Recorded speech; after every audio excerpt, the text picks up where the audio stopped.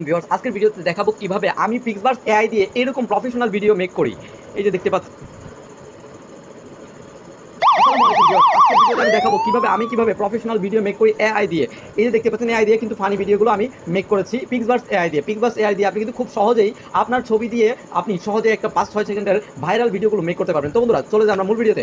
প্রথমে আপনারা পিক্সবার্স অ্যাপ্লিকেশনটি ডাউনলোড করে নেবেন গুগল প্লে স্টোর থেকে অথবা অন্য কোনো অ্যাপ্লিকেশন থেকে এটাকে ডাউনলোড করে নেবেন। পিক্সবার্স অ্যাপ্লিকেশনটিকে ডাউনলোড করে নেবেন, ডাউনলোড করার পর ওপেন করবেন পিক্সবার্স অ্যাপ্লিকেশনটি। তো বন্ধুরা পিক্সবার্স অ্যাপ্লিকেশনে ওপেন করার পর একবারে নিচের দিকে আপনি এখানে অনেক রকম টেমপ্লেট পাবেন, প্রত্যেকটা টেমপ্লেট ইউজ করতে পারবেন। একটা দেখলে আপনারা বাকিগুলো বুঝবেন, সব সেম, একদম সেম। এই টেমপ্লেটটা আপনি সিলেক্ট করলাম, সিলেক্ট করার পর এখান থেকে ইউজ টেমপ্লেটের উপর একটা ক্লিক করবেন। তো বন্ধুরা ইউজ টেমপ্লেটে ক্লিক করার পর এখান থেকে আমি ইমেজটাকে নিয়ে নিব। এই ইমেজটা দিয়ে হচ্ছে আমি আজকের এই ভিডিওটা মেক করে আপনাদেরকে দেখাবো।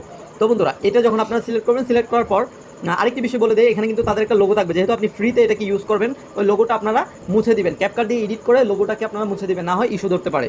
তো বন্ধুরা এটা সিলেক্ট করার পর এখান থেকে ক্রিয়েট অপশনের মধ্যে একটা ক্লিক করবেন। তার আগে আপনাদেরকে একটা বলে এখানে সাউন্ডটা আপনি অ্যালাউ করে দিবেন, তাহলে এখান থেকে তাদের যে সাউন্ড সেই সাউন্ডটা কিন্তু দিয়ে দিবে, ঠিক আছে। তারপর এখান থেকে আপনি ক্রিয়েট অপশনে একটা ক্লিক করে দিবেন। তো বন্ধুরা ক্রিয়েট অপশনে আমি কিন্তু ক্লিক করে দিয়েছি, এখন এটা জেনারেটেড হচ্ছে, এটা অলরেডি জেনারেটেড হচ্ছে। কিছু সময়ের ভিতরে এটা জেনারেটিং হয়ে যাবে এবং ভিডিওটা রেডি হয়ে যাবে। তো আপনাদেরকে আমি দেখাবো সম্পূর্ণ প্রসেসটি।